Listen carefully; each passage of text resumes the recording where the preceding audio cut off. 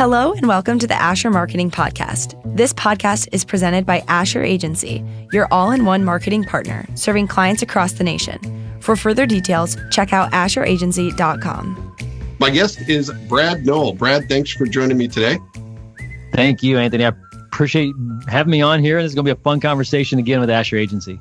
Well, I agree that it's going to be fun, and it's a chance for us to turn the tables on you because not too long ago, you interviewed our CEO, Kara Kelly, and I really enjoyed that conversation. Seemed like the two of you got along really well and had a lot to talk about. That interview probably could have gone much more than 35 minutes. Well, I wanted to respect her time. I know she's busy and does a great job for Asher and not just the city of Fort Wayne, but everything that you guys do and how you represent clients all over the country. So I wanted to be more cognizant of her time. And yes, you're right. I could have been an hour plus. She's amazing to talk to. Well, I hear great things about you, so I'm really eager to hear your story. And I want to start at the beginning, whatever that is for you. And if my snooping around on various social media platforms has taught me anything, sounds like you grew up in Michigan. Is that correct? Yeah, and there's a little story before there. I grew up in Bern, Indiana, about 45 minutes south of here, and a little small Swiss community. My grandfather had a real estate business for over 55 years. Okay. Oh, wow. And so I'll give you the short version of the story. My dad was a pretty good college basketball player, actually had a prolific career, finding himself up at Grace College over in Warsaw. And he got out of the family business, left the family business in real estate and got into basketball coaching. It's just where his passion was. And so from Grace College as an assistant, they won a national championship. That took us up to Spring Arbor, Michigan, where he was the head coach all throughout the 90s, built a very successful small college program at Spring Arbor University up there. And that's where I grew up. That's where my formative years were. Moved up there in the 6th grade, and the first person I meet was my future wife. So my wife, Lindsay, her and her twin sister were the first friends I had when we moved up to Michigan. All right. So what eventually took you to Northeast Indiana? Was it then IPFW, or was there another catalyst for that change? Yeah. So through basketball, my dad always says there's a lot more to basketball. But you can learn everything you need to about life through that game. And so that was the lens that I grew up with him being a college coach. He got offered the job at IPFW actually in 1996, I believe, 96 or 97. And he ended up turning it down. I just played my very first year on the varsity as a freshman. My sister was in middle school. He got offered the job right after my freshman season. And he turned it down. And 3 years later, they came back to him, offered the job again. And I was going into college. I already committed to playing for him. My sister was going into high school. And so our family just took another look at it. We came down here. I remember he brought me down. I think it was Warsaw Tigers played Bishop Dwenger, and it was BJ Coretta and Kevin Alt were like the big time names here. And he brought me to the Coliseum. He showed me what Indiana basketball was all about. And ended up going to an IPFW volleyball game of all things, saw that these guys were amazing athletes and that they brought out a huge attendance. And so, we just thought, in every area of our life, it's about let's try to get uncomfortable. And, IPFW was a step up from where we were. It would have made him a little uncomfortable as a coach, knowing that he went to the next level. It made me a little uncomfortable. But that's really what brought us to Fort Wayne was that second opportunity that IPFW gave him to coach. And then he ended up coaching for several years after I graduated, but I was able to play all 4 years for my father at IPFW during the transition through Division I. So a lot of life happened in those years. Yeah, sounds like it. A lot of great memories as well. So what was that experience like playing college basketball for your dad? I would do it again in a heartbeat, and it was miserable all at the same time. It's fun. I joke a lot, and I tell my kids this. I had such a great childhood. I had an amazing upbringing. I had parents that loved me, and I was a pretty good basketball player individually. And part of my story is, and I know you have some questions here throughout this episode, but I think for the listeners to hear like how we got to where we are today, it really all started with my high school career in Michigan. I'm not bashful to say this anymore because it's part of my story, but I was a really good high school basketball player. Scored 51 points in one game. When I graduated, I was the number 3 all-time 3-point shooter in the state of Michigan ever. And I was first team All-State, averaged 25 points a game, my junior and my senior season. And so I had a lot of individual success, but I was never on a winning team. Mm-hmm. And I would go to bed at night and I would cry myself to sleep because I just wanted to win. I was a competitor. Yeah. And I wanted to be a great teammate. And out of all the individual success I had in high school and then transitioning to college where we were an independent, it was an uphill battle. We were playing every name school you could possibly imagine. I think our RPI strength of schedule one year was 11th toughest schedule in the country, playing many ranked teams. And so again, you keep getting your head beat in every single night because the university's going to the Division I status. And so having a lot of individual success, but not a lot of team success kind of drove me kind of where we are today. But had an amazing experience playing for my dad. I've learned so many lessons. It's made me mentally stronger, physically stronger. I had to be the first one to practice. I had to be the last one to leave. It was a choice, but it wasn't a choice, if that makes sense. Yeah. Yeah. Well, it sounds like your dad instilled some pretty good values in you that probably inform your work today. So, you go through IPFW, you graduate, and if I'm correct, you start your career on a sales path, correct? Yeah. I heard a quote right as I was graduating. Actually, it was in February. We were on a bus ride, and I was reading books, trying to figure out what am I going to do with my life. I thought I was going to be in education because I want to coach like my dad, and I just realized I don't know.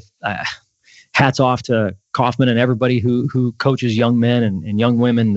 That's amazing. I couldn't see myself going down that path, and so I knew I wanted to do something with sales or investing or real estate. And that's really the thing that just kept coming back up is sales, investing, and real estate.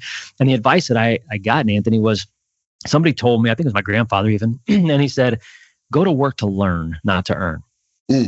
And he said, go to work to learn, not to earn. And he goes, if you could start off that way, because you're broke anyway, right? I mean, the majority of us, when you come out of college, you're broke anyway. Like, who cares? You'll have enough time to earn money in your lifetime, but you'll never get another chance to just be at the bottom and find something you love to do. And so he says, go to work to learn, not to earn. And so that stuck with me.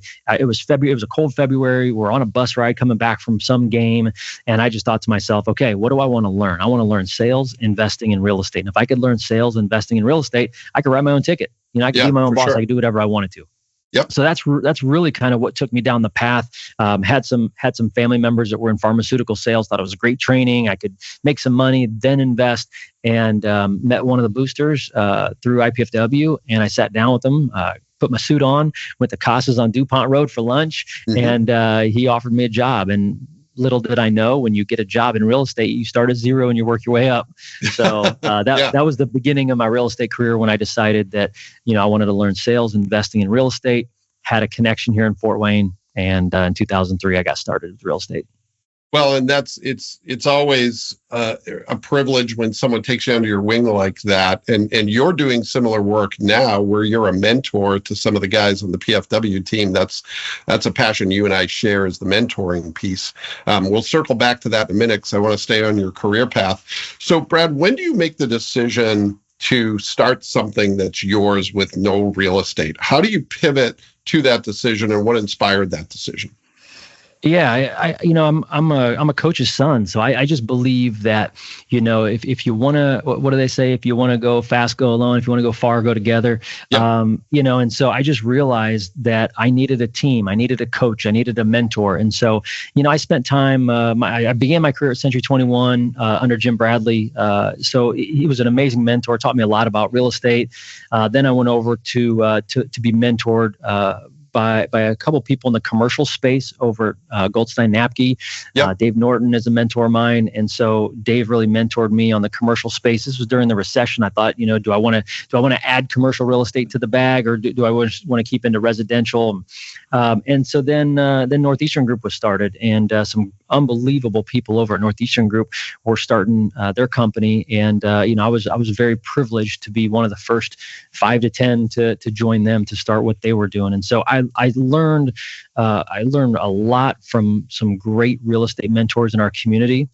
And then I got asked this question because you hate leaving places, right? I mean, all of us that have had some success, like you just can't stay where you're at forever.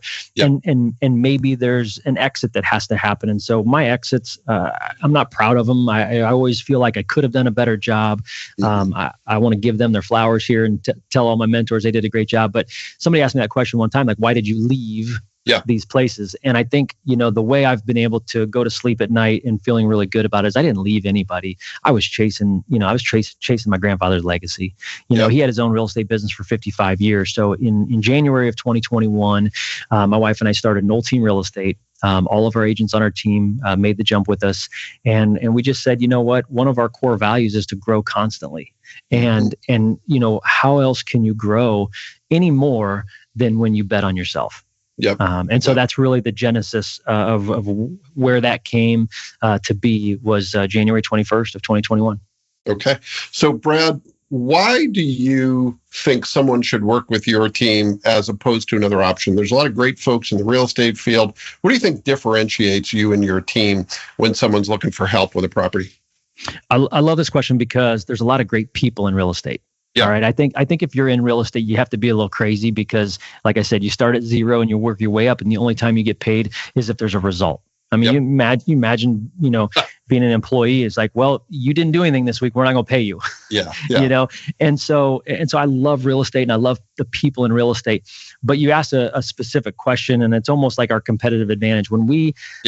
This is your world, right? So we went to name our company, and it's like everybody will tell you, don't put your name in the company. If you want to sell it someday, it's not as valuable. And I hear that, right? And so I just said, whatever we name this company, it has to have the word team in it because we believe our competitive advantage is a team. My background is in high level athletics.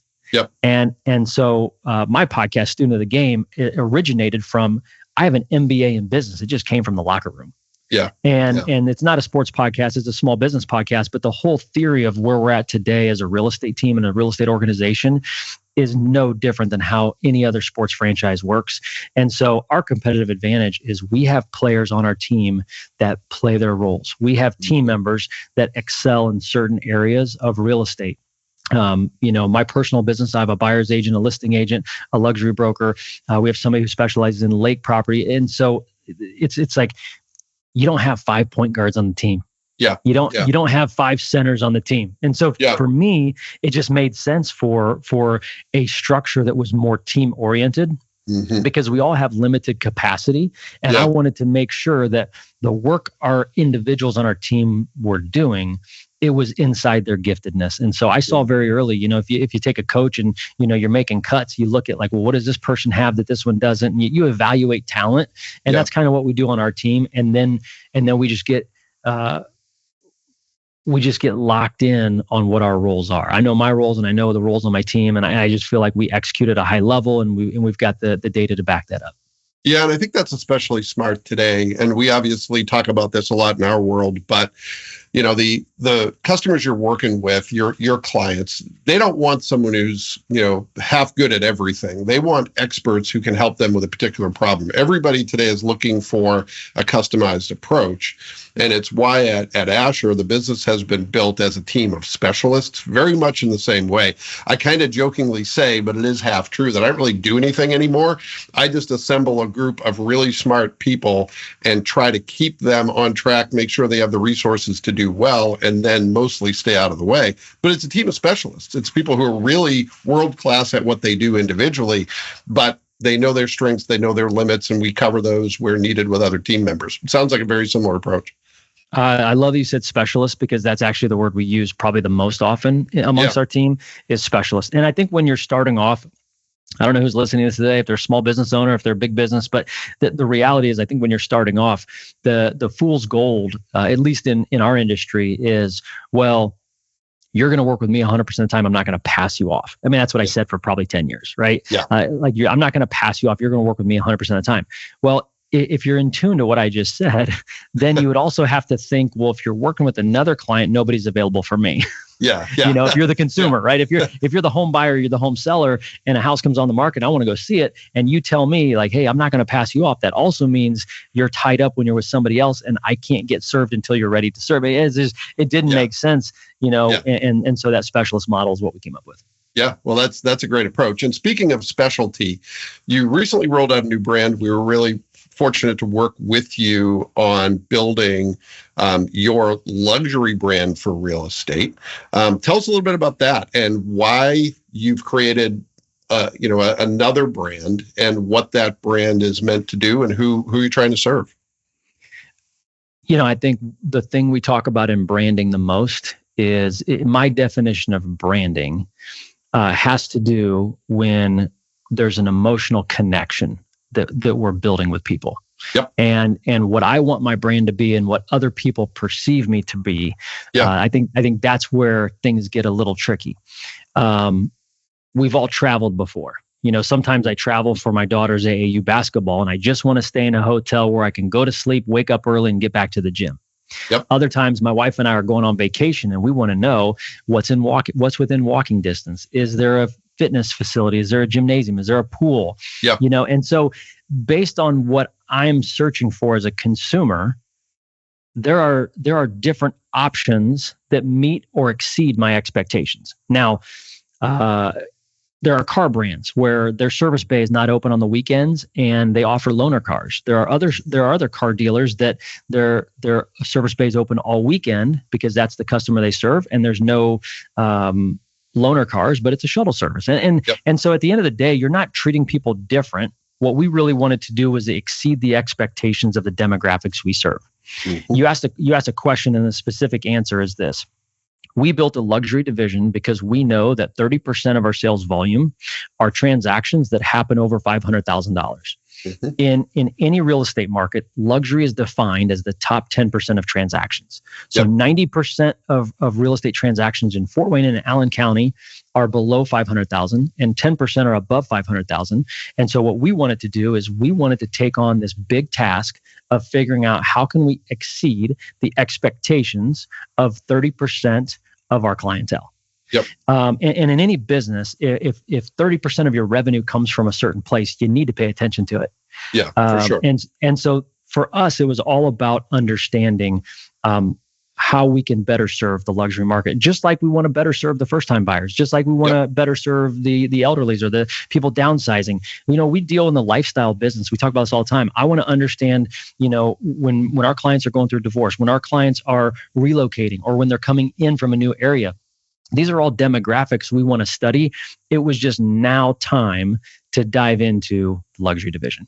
Okay, and you've taken on quite a property in the Hamilton. So tell us a little bit about how you market a property as unique as that, that whole brand, I guess you will, because it's a brand unto itself. So how are you telling the story of this property? You hire Asher Agency? Right. There you go. It goes back, and I hope, fundamentals don't change, but strategies and tactics do. And this is true in anything in life. Fundamentals don't change, but your strategies and your tactics do. And so what's fundamental anytime we're working on a project, we got to get the right team in place. Yeah. So we went and we solidified our relationship with Kara and Asher Agency, and we said, we want you to be our exclusive marketing and branding partner on this project. We went to Art Home Photo and Dustin McKibben over there, the CEO, and we said, Dustin, we want you to be the exclusive photographer, videographer on this project. And so the very, very first thing we did is we built the team.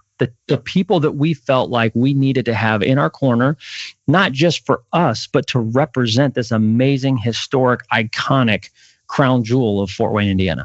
Yeah. Well, it's a great property and we're privileged to be involved and, want to do everything we can to help you tell that story. So we appreciate the partnership. So I want to talk about two things that you don't have to do, but you do them anyway, right? You have a growing family with young kids who need a lot of your time and attention. You've got a demanding career. You've got employees and all the stuff that comes with that. You prioritize your health. right? And you still decided you're going to take on two other things. One being a mentor relationship with players on the PFW basketball team. So tell me why you've taken that on, why that's important to you to stay involved in that program. We're taking a quick break to talk about something that can truly impact your business, the power of public relations with Asher Agency. Imagine having a team of skilled communicators working tirelessly to shape your public image, build relationships with key stakeholders, and position your brand as a leader in your industry. That's exactly what Asher offers. Asher knows how to get your message heard by the right people at the right time. Visit AsherAgency.com for more info. Well, kudos to John Kaufman, because what he's done, I guess go back a little bit. Coaches either get fired or they retire. That's usually how coaching works. My dad was on the side of getting fired, and we're extremely healthy, and we've gotten past that. But there was a time where we didn't go to the games. We were a little bitter, and for sure. we had to wrestle with that feeling for a while when something's taken away from you. And so it was through Tony Jasic and then John Kaufman, who was on staff at the time, that reached out to us and said, hey, we really want to get the alumni involved. And so this was probably 15 years ago. Yeah. And Anthony, from then on, they extended the olive branch and said, hey, we want a relationship with you guys. You're a valuable part. Brad, you played on the first Division I team.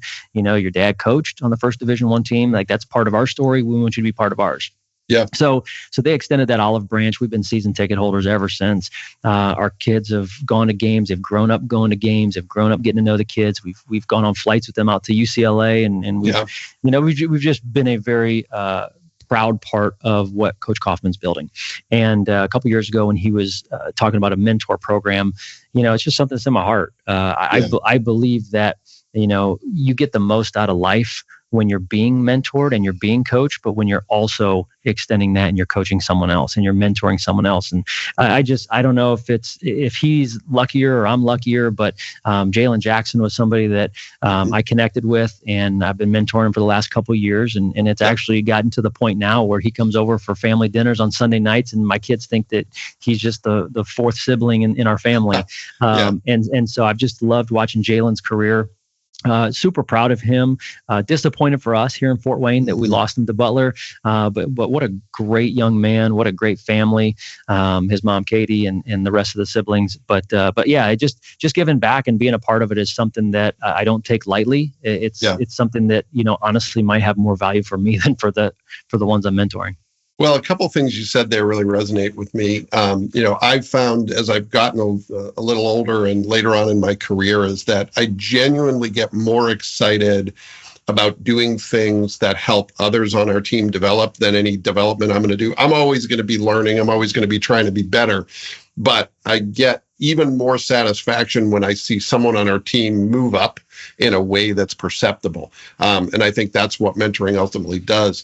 I also want to throw a shout out to Coach Kaufman, because the reason I've stayed involved now for 3 or 4 years is that I genuinely think he is as invested and interested in what happens with his players after basketball as he is interested and invested in what happens when they're on the court. And I genuinely believe that. And I think he's a great asset to our community in that way. He actually, if I could be a little personal for a second, I'm helping my middle daughter navigate, the recruiting landmines of women's basketball. But I got to say, Coach Kaufman built a playbook, and I'm using that. Like everything that I've heard him say, I'm waiting for other coaches that's recruiting my daughter to say those same things. Like, in our family and in our business, we have a saying that says relationships win. Mm-hmm. In the game of life, relationships win. And if you're not winning, it's probably because there's a relationship that either needs mended or it needs built. There's an investment in a relationship that needs made. But, Coach Kaufman and I say the exact same thing. We're not from here, but we're not leaving. Like this is home, and he works that way. He acts that way, and I'm excited to continue to support him. And how do you not get excited about supporting somebody who loves the community that much? I mean, when you're working with another business in town, Yeah. such as you guys. I mean, all we're doing is helping other people win. And that's something that we say all the time is we're just here to help other people win. I'm here to help my realtors on my team win. I want them to have their best year ever every single year. I want my staff, I want them making more money. I want them, living the most fulfilled life that they can possibly live every single year. Does it happen? No, but my heart is, when I wake up every day, I'm excited to help other people win. Yeah, for sure. And as someone who's not originally from Northeast Indiana, who moved here about 30 years ago and has stayed here, I get that. And one of the things I love about where we live is the ability to connect the dots. When I growing up in the greater Boston area, it was hard to make connections with people because there were so many layers of separation. In Fort Wayne, we don't have that problem, right? Mm-hmm.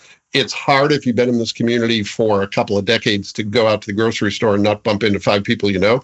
And there are days when that seems like a negative, but there's a lot of days when that ability to connect the dots and really see the impact of, the things that we do, I think that's great. And I think that's one of the things that makes Fort Wayne unique. Enough opportunity where it's worth connecting the dots, but without the labor intensity of doing that. I'll say it a different way because I 100% agree with you. My brother-in-law is a realtor out in LA, like in Pasadena, and I've got realtor connections all over the country. And most of them will tell me, like, why don't you come out to our area? Miami, our average sales price is $1.2 million. Pasadena, California, average sales price $900,000. Why don't you come out to our area?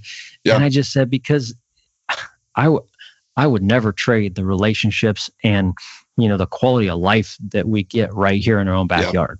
Yeah. And so I love that. I love that we're on the same team, when it comes to Fort Wayne and Northeast Indiana. For sure. Okay. So another thing you took on, and this is going to get a little meta, was a podcast, right? And I know all the benefits and challenges that come with that.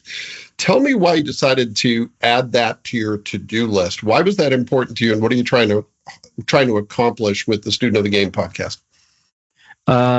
Well, I'll say this because you may not know this. We just started a second podcast, so we have 2 podcasts going right now. Not to do the shameless plug, but Student of the Game was a passion project of mine that I love investing in other people. Also, because of what I get out of it. I had Kaufman on the podcast, and one of the things Kaufman said, I'm like, "Hey, I know you're busy, but thanks for coming on." He's like, "No, I love doing these interviews because it's forced reflection." Yeah. I said, "Oh, tell me more." Yeah. And he just said, "Well, anytime I'm preparing, it allows me to go through my own thoughts, challenge my own thoughts, and then present something." Yeah. And, it was when he said that I'm like, that's exactly why I'm doing this. I'm doing this because I'm really doing it for a couple of reasons. One, I know a lot of really cool people. And if something ever happens to me, I want my kids to have this time vault of like all the cool people that I know that are doing amazing things. Yeah. So that was the first reason. And then the second reason is I just wanted to continue to improve on my communication skills. I wanted to continue to be able to deliver a message. Yeah. And I knew by podcasting, it would really challenge me. Mm-hmm. And then the third thing, and honestly, what was left over was, hey, if we can promote our real estate business, awesome, that'd be great. Yeah. And what I learned from that, Anthony, is I got to this place of really falling in love with small business owners and realizing that most small business owners don't have a coach. Most small business owners don't have a mentor. And we're all, fighting, biting, scratching, and clawing our way every single day. And, you get rejections and you make a mistake and then you have your biggest sale ever and you do that. And it's just like this, this flurry of emotions that you have. And it's like, I've been poured into by so many people. One, I want to make sure that I own that material. So I need to then rehearse it and prepare to deliver it to other people. So Student of the Game was really birthed from the idea that I didn't go to business school. I got a general, degree in marketing. Yeah. Didn't do much with it after that. Got into sales, but I learned so much about business through the game of basketball. And if I can apply those business tactics that I learned, whether it's teamwork or hard work or showing up late, showing up early, staying late, those things. And if I could ask people questions that would then help somebody else along their journey, I just felt like that was me paying it forward, paying it back, call it whatever you want. And so we named it Student of the Game because we believe in our real estate business. We've borrowed from every industry that's out there. I remember going to a doctor's appointment and sitting there and they had to fill out a form before I see the doctor. I'm like, well, that's a great idea. What if we have clients fill out forms when they want to work with us? So now by the time we go to the appointment, we actually have a bunch of information and now we can serve them better. We swipe that from the doctor's office. I look at the lawyers that are out there, right? They specialize too. And so I'm like, well, that's really kind of where it's like the specialist model came up. So all of these lessons that I've learned, I want to share them with people, but I also know some really cool people. And that's where Student of the Game came from. The reason we just started Moving Fort Wayne, which is our second podcast we do, it's because I want my team out in the community talking about what we specialize in. I want them to be experts in their field. And we do so much work behind the scenes that no one sees. I want them to have that same experience. I want them to have a voice. I want them to have some forced reflection and prepare a little bit about the real estate market specifically. We want people to be confident home buyers and confident home sellers when we're working with them. And so we just felt like it was a little muddy from a branding standpoint of talking real estate on Student of the Game, because I've had some of my team members as guests. So we just decided, hey, we have all the equipment. Let's just hit record twice a week instead of once. All right. Well, that gives me another podcast I have to subscribe to then, because I just subscribed to Student of the Game. Well, and it goes back to what you were saying too. I was wondering how you were going to do all these things, but you're sharing the wealth with your team and letting them, take the spotlight, which I think is great. And let me be 100% clear. Nobody can do this without a great team. Yeah. And so we have amazing humans with us. I have a podcast coach who produces it. And so he helps me along the way, and so it's just, you can't do this alone. And so the more people that I surround myself with that have talents and gifts, I just want to show those off. It's no different than the Hamilton. Hamilton, you guys, I made a list of everything that had to happen in order for us to take that property to market. And we needed to create Noll Reserve. And so in order to do that, there was logo design, branding, buyer personas. Like we had to really get into the mind of who we think that targeted buyer is going to be. I remember Ashley Miller and Kara Kelly, we did the property walkthrough at the very beginning just to be able to all right, let's lock in on who we're targeting here. You guys created a landing page, you did a press release, and then obviously the podcast with Kara went over really well. Those don't get done by one person. Yeah. Yeah. A podcast doesn't get done by one person. Taking a crown jewel to market, taking any home to market doesn't get done by one person. So I guess, the answer just keeps coming back to teamwork makes the dream work, Yeah, it really does. Yeah, it does. And, I always say when it comes to our podcast, I'm the least important person involved, because we've got Nick, who's the producer, who does all the technical back end stuff that makes it happen. I've got coworkers who are covering for me when I'm doing these interviews, right? I've got the guests who have great stories to tell. I'm just the vehicle, but without any of those people, none of this would happen. So I hear you on that. All right, Brett, I'm going to pivot to a few quick hit questions. They do not require quick hit answers, but they allow for that if that's where you want to go. So the first one has to do with career advice. I feel like you've already given us some great career advice, but if you were talking to one of your kids or someone who's maybe just getting started in their career and you wanted to share your best career advice, what you think it takes to have a successful, fulfilling career, what would you say? So many things come to mind. I think I'll keep it simple. Back to what my grandfather told me, go to work to learn, not to earn. And I think if you can find something you're passionate about learning and you're curious about it, I think that's in and of itself going to set you up. I also believe that, your career, should be the biggest investment you put into yourself. Right. Mm-hmm. I think that's something that we all talk about a lot is there's a difference between a career and a job, and if you're in a job right now and you don't love it, leave.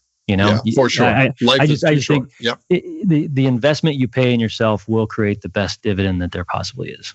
Well, and while I have a lot of admiration for entrepreneurs, you can be very innovative and entrepreneurial even if you don't own a business. Your career should be the thing you create, develop, and continue to innovate around. And if you have the right employer, thank you, in my case, Asher Agency, they're going to let you be pretty creative. But a lot of people kind of are waiting for that permission. And I think you got to go get it. You can't wait for someone to give you that permission. 100%. And I'm going to give a shout out real quick to my office manager. My office manager has been with me a little over 5 years, and he's more than doubled his income. And I just, again, I'm an entrepreneur. I think like an entrepreneur, and I want my team to think that way too. And I had two things for him. I said, number one, always deliver more value than what you take in payment. Right. That's one of the laws of the go giver.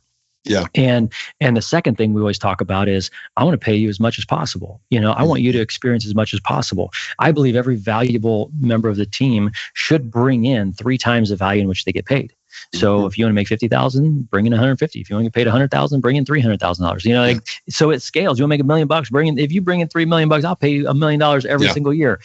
So I think what happens is we have to understand, yes, just because you have a job doesn't mean you're stuck. It means where can you add value, and are you in a system that rewards that? And I think that's where healthy teams come from. Yep. All right. That's great advice. Second quick hit question. What is a myth or misconception, Brad, about the work that you do? This could be real estate in general. It could be luxury real estate. It could even be about podcasting. Something that people believe that you want to debunk, or something that maybe doesn't get enough attention that you want to amplify. I think the biggest challenge that we're faced with when it comes to myths, specifically myths, is that we spend a lot of time in homes. I would say that, the home is the byproduct of the lifestyle that people are living right now. We help people that are going through lifestyle changes that need to make a change in their housing. So, I talk to a lot of people all the time, and they're like, oh, you're in homes all day long. Well, no, I'm not in that. That'd be a little weird, actually. We are walking through life with people. Yep. And when they're going through a divorce, or when they're getting married, or when they're having babies, or when they're empty nesting, or when they're getting fired. I mean, whatever lifestyle they're going through, we're walking side by side with them. So I mean, we're not counselors. I tell people I'm not your pastor, I'm not your coach, but I'm a good listener, and I'm going to listen to what it is you're going through, and then we're going to get to, can we make sure that the house matches your lifestyle? So the myth that I would debunk here is we don't spend a lot of time in homes. Yeah. So you're in the relationship business. The byproduct just happens to be houses. Correct. Yeah. Okay. Great way to say that. All right. Last quick hit question. What is a tool that you use, something that helps you be more productive, be more effective, that is important to you, important enough that you want to acknowledge it? Easy answer, gratitude. Okay. Tell me more. Practicing gratitude is something that I believe puts me in the frame of mind of why I'm doing this. I was just talking to some friends yesterday, and we were talking about this. And I said I had a friend one time was going through a tough time, and it's like, I don't know what to do. I said, how about we do this? I'll send you 3 things I'm grateful for every morning. You send me 3 things that you're grateful for every morning. We'll just do that until, we break the chain. Like somebody goes on vacation, or somebody gets sick or whatever. And we ended up doing that for almost 90 days. Wow. And he ended up telling me, he's like, Brad, that was revolutionary in my mindset. Like you couldn't repeat the same thing over and over again. Right. So the simple answers, I think the biggest hack that's out there right now for productivity is gratitude. And because what it does is it puts you in a place not to worry. Yep. It puts you in a place of not to judge others. It puts you in a place of, there's so many things I could be grateful for. But that's the short answer. I've got a bunch of other things. I think routines help. I think journaling helps. I'm a big cold plunge and sauna person right now. So I think those are some hacks that help. But I would say, if above all else, the number one hack in productivity for me personally is just remaining grateful. And it's hard. So Brad, is that a daily practice where you try to journal on a few things you're grateful for, or is it more complex than that? No, I've been journaling for a really long time, and so I would say journaling is probably the action. Gratitude is more of the posture. So my journaling is about things I'm grateful for, maybe even things I'm going through, that I just don't have the answer for, but I need to get them. Kind of, you talk pen to paper, right? Good old fashioned pen to paper. So I think gratitude is the hack, but the practice of gratitude for me, other than shooting off a text to somebody about how much I appreciate them every once in a while, or giving them their flowers on a podcast, I think the action item for gratitude is then, journaling and getting that out. It starts my day off right.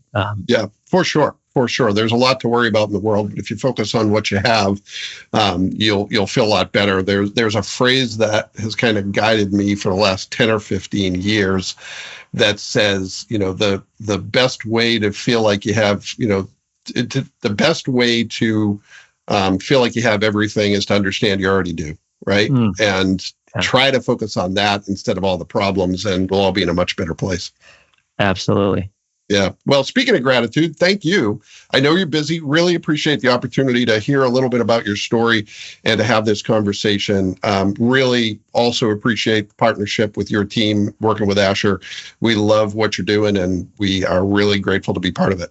Well, I can't thank you guys enough. When we talk about exceeding expectations, to every single person we come in contact with, we knew that over 30% of our business was in the luxury space, and it was just time to take on this new project. And we knew the Hamilton was coming up, but we do, like I said, have other luxury properties we're working through. And so it really gave us some insight on how we can exceed other people's expectations. And then on top of that, your team, like you said, a bunch of specialists came out, whether it was our single page website or whether it was the PR announcement that we had. And you guys just were first class. So I'm grateful for you guys. Anthony, thanks for having me on here. And I guess we can both enjoy today. It's the first day of college basketball, and the Dons are playing out at Grand Canyon tonight. Hopefully we get that W. All right. Well, go Dons. And thanks to everyone who took the opportunity to listen to this episode of the Asher Marketing Podcast. We'll be back next time with another great guest, and we hope you'll join us then. And now we'd love to hear from you. Is there a question you wish we had covered? Please let us know. You can reach out to us at hello@asheragency.com. If you enjoyed this episode, don't forget to subscribe to our show wherever you get your podcasts. It really helps others discover us as well. For more resources and updates, visit our website at asheragency.com. Thanks for listening.